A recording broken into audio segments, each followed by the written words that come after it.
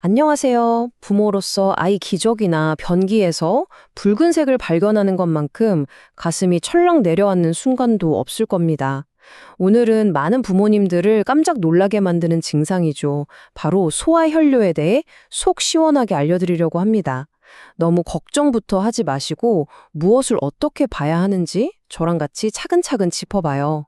아이 소변이 붓다. 이러면 머릿속이 정말 하얘지죠. 우리 애기한테 무슨 큰일이 생긴 건 아닐까 싶고요. 하지만 일단 심호흡 한번 하시고요. 지금부터 이 현상을 제대로 이해하고 올바르게 대처하기 위한 길을 함께 찾아보겠습니다. 자, 그럼 한번 제대로 파헤쳐 볼까요? 첫 번째 단계는 혈뇨가 정확히 뭔지, 그리고 우리가 흔히 하는 오해는 없는지부터 알아보는 겁니다.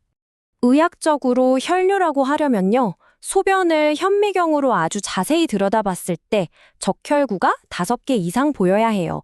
그러니까 눈으로 보기에 그냥 붉다고 해서 전부 혈뇨라고 진단하는 건 아니라는 거죠. 네, 바로 이 점이 정말 중요합니다. 일단 한숨 돌리셔도 좋아요. 아이의 소변을 붉게 만드는 가짜 경보들이 생각보다 정말 많거든요.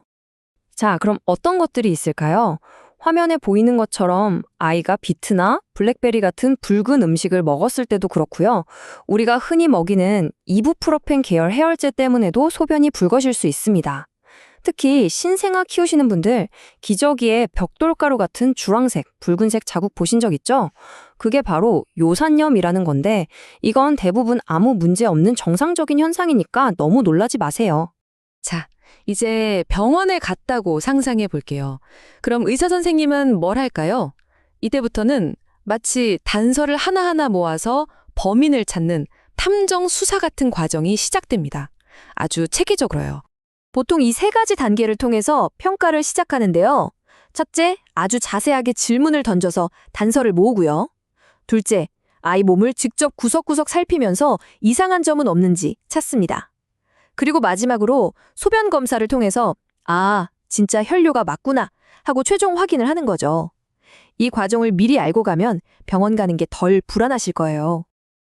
의사 선생님이 괜히 이것저것 묻는 게 아니에요. 바로 이 슬라이드에 그 이유가 다 있습니다. 예를 들어, 최근에 목감기 알았어요? 하는 질문은 감염 후 사고체 신염을 염두에 둔 거고요.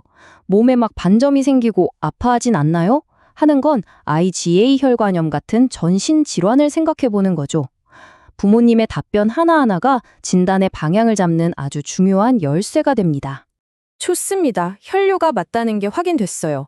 그럼 수사의 다음 단계는 뭘까요? 바로 이 피가 비뇨기계에 정확히 어디에서부터 나오는지를 찾아내는 겁니다.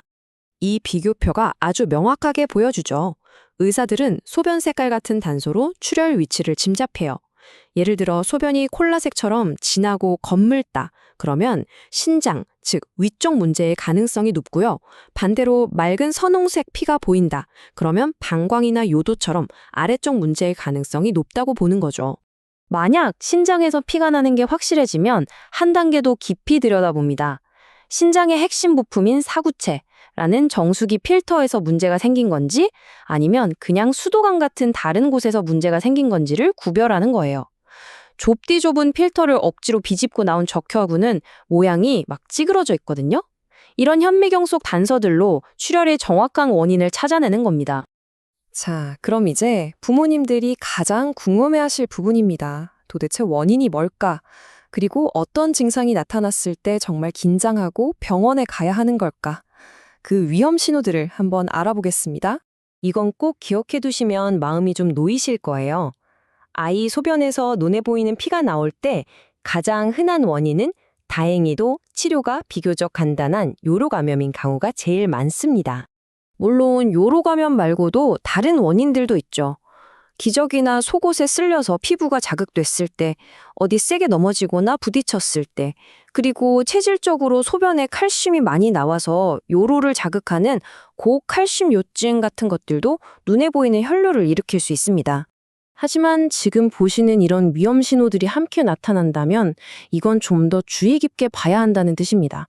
특히 아이 얼굴이 퉁퉁 붓거나 혈압이 높거나 소변량이 확 줄면서 콜라색 소변을 본다. 이럴 때는 신장 자체에 염증이 생기는 사구치 신염을 강력하게 의심하고 바로 병원에 가야 합니다. 자, 이제 마지막입니다.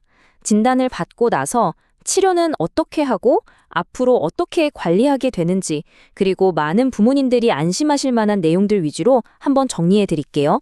아마 이런 경험 있으신 부모님들 꽤 계실 거예요.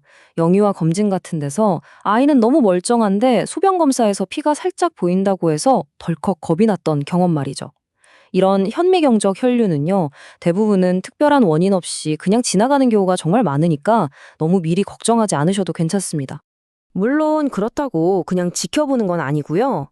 증상 없는 현미경적 혈류가 계속되면 의사 선생님은 이렇게 체계적으로 하나씩 확인하면서 관찰합니다.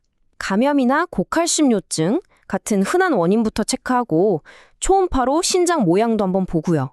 그러고 나서 정기적으로 혈압 재고, 소변 검사하면서 신중하게 지켜보는 거죠. 무턱대고 검사하기보다는 조심스러운 관찰이 우선입니다. 그래서 핵심 결론은 바로 이겁니다.